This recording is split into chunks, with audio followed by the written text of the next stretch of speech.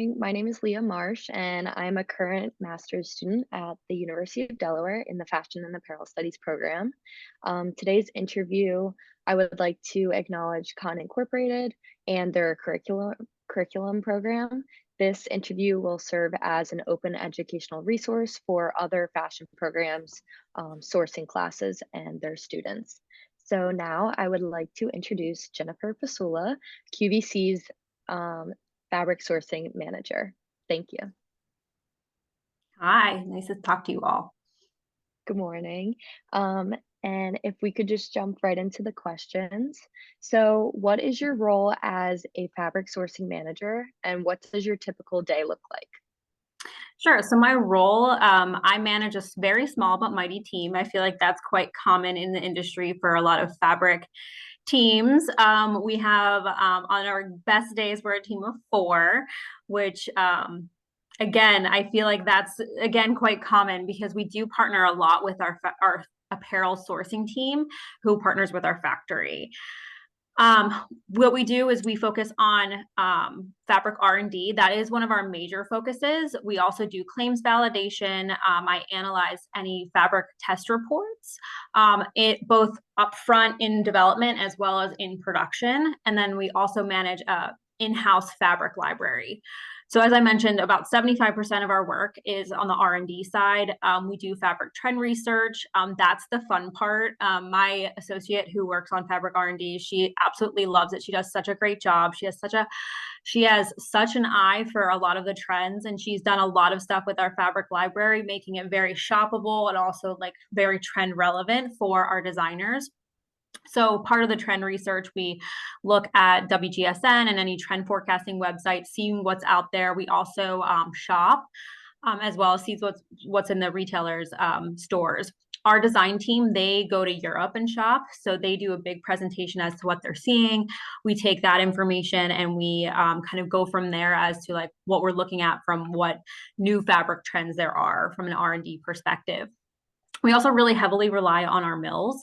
We're not traveling as much, so we really lean in our mills on like what they're seeing, what they're doing, giving us their new developments from that perspective. So right now we're actually switching over our library to be winter 2024. And we have a presentation on Thursday to our design team for new winter fabric trends. At the same time, we have an actual like trend director who works on apparel trends. And he just gave his winter trend style stories, and we're taking those big picture ideas and drilling it down from there, curating and creating a fabric boards based off of what he's focusing on from an apparel perspective. I also work on strategy behind fabric regional management, so as well as like core quality strategies. So our sourcing team, we have a lot of strategies related to garment sourcing. And of course, you need fabric to make the garments. So like, how does the fabric strategy fit in there? And then from a core quality strategy perspective, we're looking at like, how can we maximize the volume and get the best cost as well as lead time from there. And then from an R&D perspective, definitely like the big focus is working with design, seeing how we can make their dreams come true. They want a specific fabric quality. Let's see how we can get it for the cost that we want it. Oftentimes, no fault to the designer, this happens everywhere. You see something on the runway and you're like, how can we do it? So seeing how we could do it at an affordable price, whereas like it's something that's like several $1,000s on the runway and a very special fabric. How can we make it have a same visual or same end use, but be something that's more affordable, more scalable from our MOQ, MCQ perspective.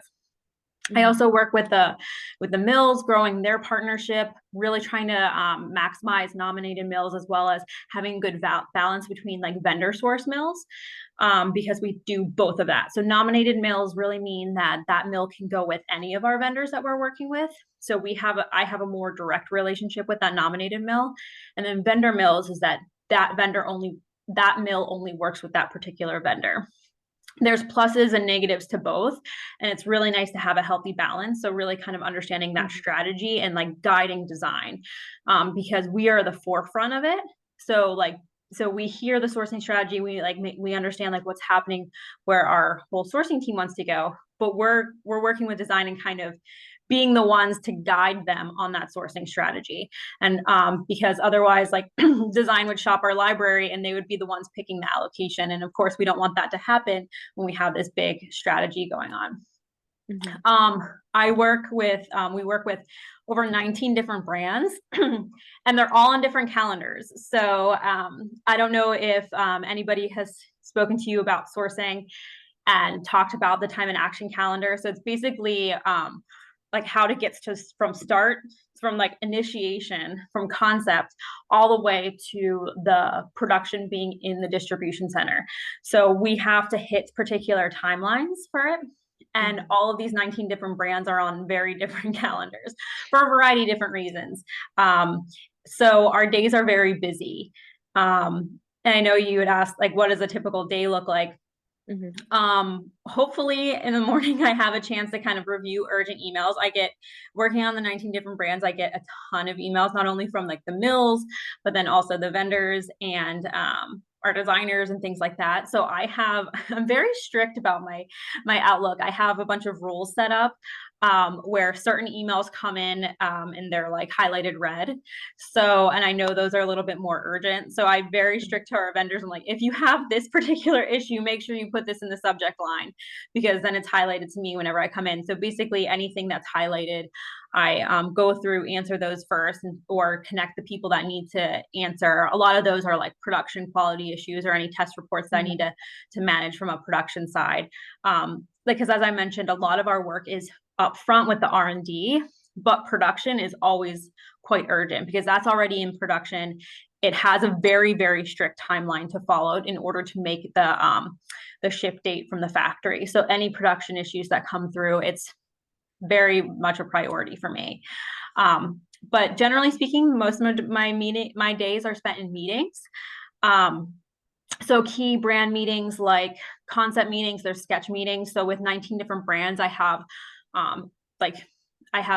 over 40 meetings essentially each season that I have to go to that are key because they are not only the concept meetings and the sketch meetings, but also like fabric development meetings and any follow-ups and things like that. And of course, managing the team. So having one-on-ones, working with my team and helping them with their development, that's throughout the week as well. The fun days that I have, I get to work actually in the fabric library and work with fabric and working on trend.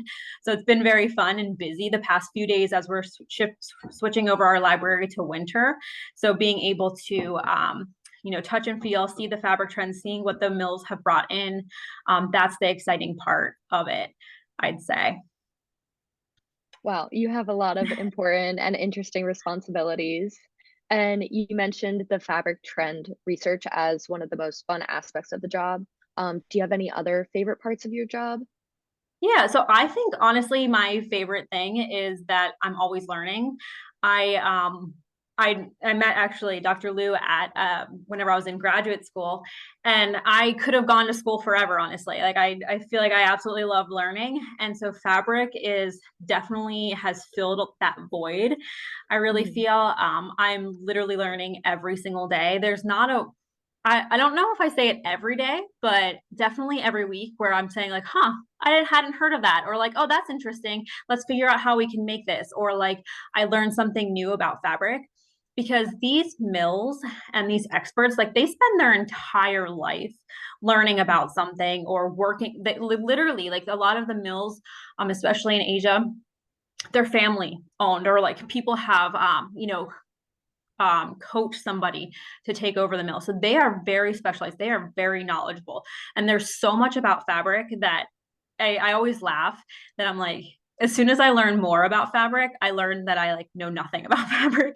I mean, I know it's just funny because it's like there's so much that goes into it because from a fabric and the textile, essentially, I call it the equation. You have the fiber, yarn, fabric, dyeing and printing, finishing to have the final thing. And there's so much that goes into the fiber, so much that can go into the yarn, so much that can go into the fabrication structure that changes the end use, and even the finishing as well. So there's so much that I'm learning every single week and every single day that I'm like, this is so fascinating. And then trends are cyclical. So like right now we're seeing a lot of 90s trends in fabric. where it's a new finish or a new fabric name that I'm like, I never heard of that. So for example, somebody brought up onion skin. I was like, I have no idea what that is. And then our apparel VP, she has been in the industry for like several decades, and she was like, oh my gosh, I can't believe onion skin's coming back. So it's something that like I've never heard of, but it was something that was big, 20 years ago. So it's just fascinating there. And that's like not only from a fabrication, but then also specific finishes that are trending, that are just new, that I'm learning literally every single day. That's really cool. That's really interesting. And then why does fabric or textile raw material sourcing matter to a fashion company? Sure. So fabric is the heart of the garment. It equates to over half of the garment cost. So, and it's also a very emotional thing. It's what drives the customer to buy. Maybe the color does too, but it's going to also be the driver of like what makes the customer keep it, return it, or leave reviews. Of course, there's also other elements like fit is a big thing that's often reviewed from the customers. But definitely fabric. If she doesn't like the fabric, and I say she just because our customer that I work with in my current company, it's like 90% female, so that's how we speak to it. So I apologize if that comes off weird. It's just how I'm kind of used to doing that. But our customer, or just customers in general, if you don't like the fabric, then it's just something that like you leave a review on it or you return it. Also, if there's any quality issues, that is definitely something that's key. So having a strong fabric sourcing strategy and department is crucial for efficiency, cost savings, as well as any innovation. So keeping you at the forefront of any new trends. For companies that are like blank suppliers, like thinking of like Gildan or someplace that like where you get the blank t-shirt and then you print on it yourself as a company, like any raw material sourcing, that's so crucial because they're the ones that are actually negotiating the fiber cost. Whereas other companies that are similar to QVC, where we buy like full package, so we buy the purchase order for the product, so we're not actually buying the fabric. Other companies do. They negotiate the fiber prices. They have those people down further in the supply chain, where that's definitely a crucial thing. Mm. And what factors do you consider generally when selecting a fabric mill? Sure. So there's several factors that I consider initially. So if I'm going to Tex World, which is Tex World is a big fabric trade show in New York that happens twice a year. If I'm looking for something new, the first thing that I look at is the product offering and the price. Like that's one of the things I'm like, oh, this is great. What's the price? Those I think are like hand in hand in terms of the first thing that I'm initially drawn to. The next thing that I consider is their ethics and compliance. So I am very proud to work for the company that I do now, is because we focus a lot on ethics and compliance. I feel like the company does a really great job, and I could sing it from the rafters. That's one of the main reasons that like I absolutely am so proud of working. So that's definitely the second thing that I consider, especially with what's going on still with the UFLPA and making sure that we're compliant from that perspective. So that's definitely a conversation that I have with the mill. And then the third thing that I consider is their MOQ and MCQ. So you'd think that like price and MOQ and MCQ, that would be like hand in hand. But most of the time, a lot of them can fit with the MOQ and MCQ, which is the minimum order quantity and minimum color quantity that we need. But those are the top three things that I consider initially.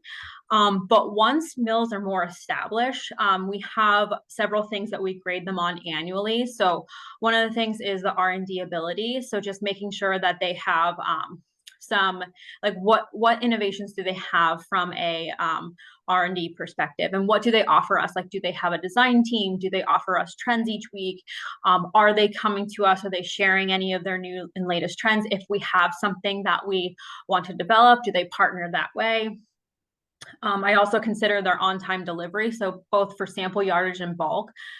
So that's really important for if we're making any sample garments, as well as if it's actually in bulk production. If any of those are late, that really messes up our supply chain.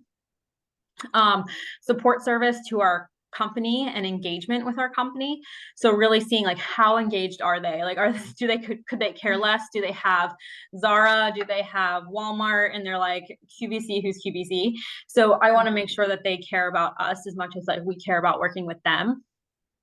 Communication with the vendor. So these again are nominated mills, at least like from what I focus on from there. So I want to make sure that our nominated mills are good partners to our vendor. I've heard in past, like where some mills just aren't answering right away. That's definitely a certain problem. So this helps guide me like what conversations I need to have with the mills regularly. I consider their financial stability. So there are sometimes that mills aren't financially stable, and that's not great for us. So we want to make sure that that's something that is, a focus. Quality execution, of course, making our QA standards, making sure that there's no bulk issues, their lead time, their overall lead time from start to finish, and meaning like also including dyeing and printing. Their overall innovation, again, that kind of goes hand in hand with the R&D side, and then their consistency with cost. So up front, they might be like, oh yeah, we're $3 a yard or whatever. That's the like main cost. But then, because of certain factors, like there's surcharges, or maybe they negotiated like a better price up front, but then towards the end, in a relationship, like based off of our QA needs, like they realize like, oh my gosh, I have to spend more money on testing, like we need to increase the price, and there's factors that happen there. So just making sure that they stay consistent with the lower price that we initially negotiated. Is it difficult to find mills that satisfy all of these factors and requirements, or are there a lot to choose from? That's, it's interesting. I would say yes and no. At the start of 2020, before the UFLPA happened, and once we were understanding what was happening in the Xinjiang region, there were a lot of mills that we had to stop doing business with because they weren't compliant. And in terms of, they had relations with that region, or just the XPCC. So that was something that we stopped doing business with them. So that was definitely a big factor. It's interesting. I found that to be a thing with a lot of woven mills. I don't know why. And Dr. Liu might be a little bit more, knowledgeable in terms of the region of that in Asia, but that's definitely something. Price is definitely a concern. Price and MOQ and MCQ, I think it is challenging to find things that work with us. And because it's very interesting. So QVC is a very unique business model that I absolutely love. We have the on-air selling piece of it. So if you ever watch, there's essentially a 6-minute sell for a particular item. And the idea is to get in and out with that particular item. So our buys aren't very deep. There are fabrics that we run across styles, across seasons and things like that we can negotiate big volumes on that. But generally speaking, at least from the novelty perspective, it's not any like big stories that way. So whenever we're looking at MOQ, MCQ, that is definitely a concern there. There are companies that do like 10,000 yards for an MOQ, and that just doesn't work for us. So I would say it is a bit of a puzzle to get it to work, especially for what the designer wants. Because again, we're looking at that. So we kind of look at it big picture, but I generally say there are a lot of mills that could be compliant with this, which is why, but there's also some that haven't worked out that we've definitely dropped. But I would say, which is why it's nice that we have a good mix of vendor-owned source mills as well, because then we partner with the vendor to help find and execute and get these things. So we lean on the vendor from an ethics and compliance standpoint, because from there, like I don't do that specific vetting with the mill because they do, and we do the vetting with them and their vendors, and their factories and things like that. But and so then we lean in our vendors to really work in terms of the MOQ, MCQ, because they have a little bit more negotiating power, not only with the MOQ, MCQ, but payment terms as well that might work out for that partnership. So it's nice to have a good mix from that. But I would say yes and no, like in terms of there are, like it's very, I'm very strategic when I go to Tex World and I'm looking at new mills, because I'm trying to find things that really will, you know, be a good partner with our unique company such as ours. Thank you. And you briefly mentioned sourcing from Asia. So we know that Asia is the top supplier for garments consumed in the US. Do you see that fabric sourcing is also predominantly from Asia, or not really? Yeah, I would say absolutely. So fabric sourcing, like a lot of times the garment production, that's, you know, if you look at a lot of the reports, like a lot of all companies are just trying to get out of China in general. They're still in other regions in Asia, I'd say. I think it's more of like an exodus from China, but China and Asia in general is still a huge player with fabric sourcing. So, so China is really great for novelty fabrics. Like I remember going to an actual like cotton board meeting where we were just the people that were in the cotton board, we were talking about other regions in general, and a lot of it's very basic styles. And I remember one person said, like, I have basics for days, like I don't need any more basics. So China's really great for novelty. Also India, so again, being a part of Asia, that is definitely key. India is really great, and I know that it's growing with a lot of different companies as well. Their goods are more narrow, which is a challenge for a company like mine that does a lot of plus size. They have a little bit more of a niche offering, so that's, you know, it's not good for everything. Pakistan is, again, part of Asia. That's definitely a growing thing from bottoms and denim. A lot of places though, like we do, like a lot of companies as well, like that source out of Vietnam, like those fabrics are still coming from China, you know, and stuff like that. But outside of Asia, Central America is definitely big for a lot of companies as it comes to basics and a lot of large volumes. So a lot of the meetings that I've gone to, I've heard, I mean, pretty much everybody who does large volume in very basic fabrics, they're working in Central America. Like that is the place that they are. So that's definitely some place that's really growing. We've seen that as well with Central America and South America. And then with the growing popularity of sustainability, many fashion companies aim to carry more products using sustainable textile materials. Can you share with us some of the latest trends and best practices? Sure. Yeah, sustainable materials, like that's the most tangible from a sustainability like strategy, I guess, with organic, recycled, like using lensing, reprieve, all of that stuff.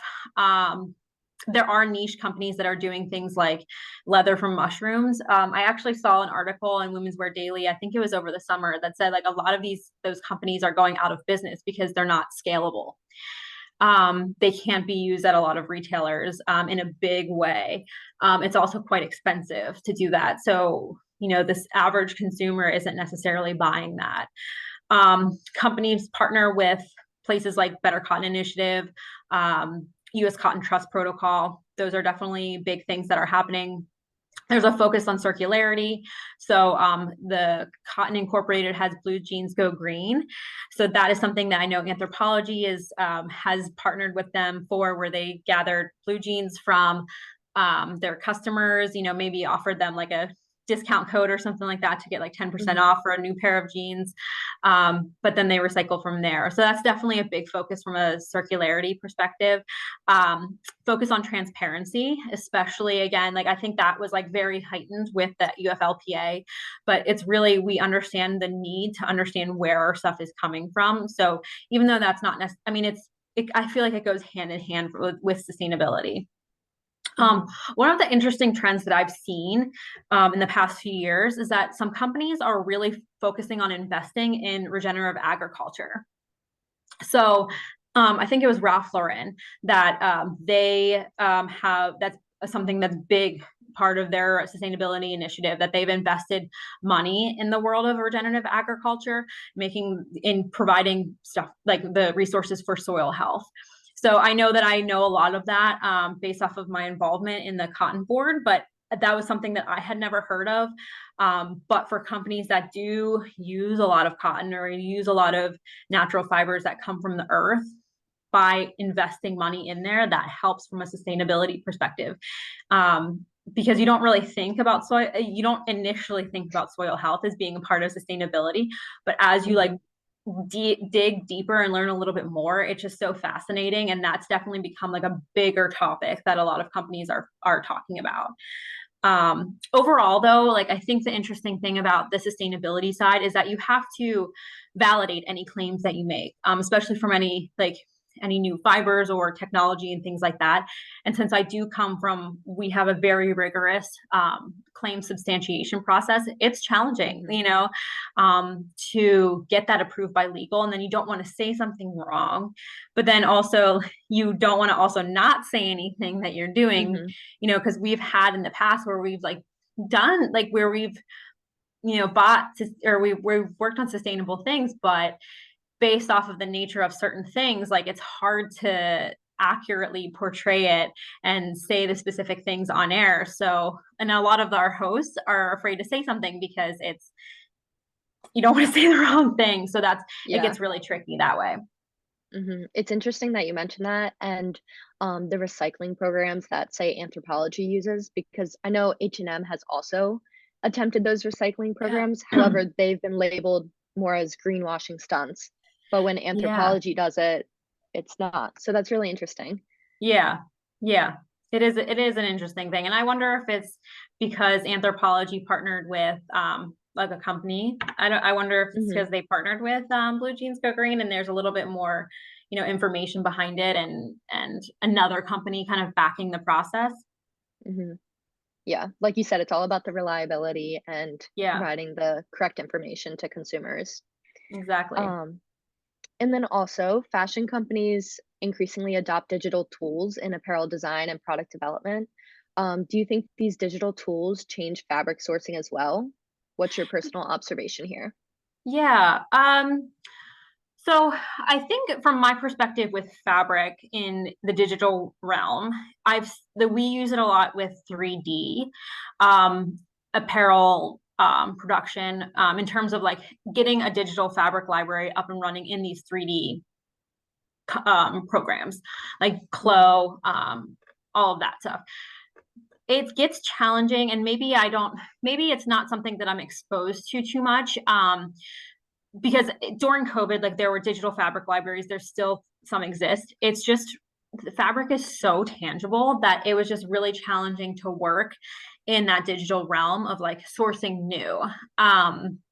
But so what I'm working on is getting my data footprint, like, because right now we work a lot in Excel, getting that in our PLM system, working on new reporting so we can become more strategic in terms of regional strategies, actually having tangible information as to like where we're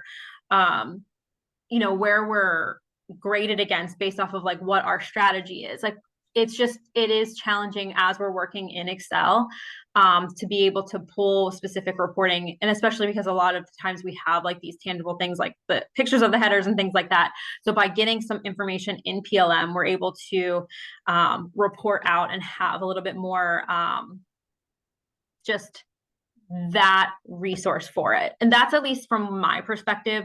There might be other companies again that have a little bit more robust like raw material sourcing. They might be doing something different from a digital realm, and I'd be interested to learn about that. But yeah, from my perspective, it's so challenging to do anything very digitally. Thank you. And then lastly, can you offer any advice for our students interested in pursuing a career in fabric and textile material sourcing? Yeah, so I would say, how I mentioned, I love to be a student in the business. Stay curious, like take the time to really learn about the textiles. That's the hardest part, honestly. Like I remember even from my textile class that I found very interesting. Like I had to study very hard And I would read the textbook so much because I'm like, I need to learn this. It's a lot of memorization, and I can understand that bogs a lot of people down. But stay curious in that sense and like ask those questions. Attend Cottonworks stuff if you can. If anybody has looked at that, it's cottonworks.com, but there's a lot of seminars. They have just webinars, and you can actually go to classes in New York City. That's at least the closest to us. And there's things down in their Cary, North Carolina office. There's of course all over the United States, but that's at least the closest to us. And it's you not only can network, but you can also get, it's essentially a class. I would also recommend getting an internship, like even if you can't find something in fabric, because it is very, very niche. Product development is definitely super helpful because you work with the fabric all along. So I think that's definitely something to really kind of, again, go to these classes, stay curious, make the connections, and get an internship if you can. You mentioned the internships. Did you have any in product development or anything? Yeah, so we will have one in the summertime for the fabric team. There are a couple internships in our home product development, which still they have a textile section where they do like bedding and things like that. But typically and then we also have one in tech design. So there are definitely internships that are available at QVC. I know that Urban right down the street, they have a really great internship program too. I think it just kind of closed for the summertime, but they might be opening it up for the spring. So that's definitely something to look at. That's very close as well. And they have a really big, they have actually like fabric designers there, which is very interesting. So if you like design and you might be interested in doing textile design, that's something that you can intern and experience as well. Perfect. Thank you so much, Jennifer, for taking the time to be with us today. Of course.